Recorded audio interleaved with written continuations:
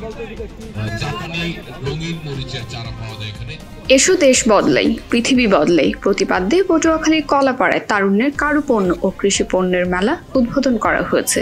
উপজেলার প্রশাসনের আয়োজনে বৃহস্পতিবার বেলা 11টার দিকে উপজেলা প্রশাসনের খেলার মাঠে মাসব্যাপী এই মেলার উদ্বোধন করা হয়।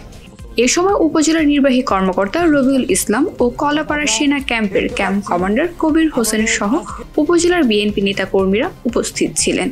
মেলায় শতাধিক কারুপণ্য স্টল বসেছে।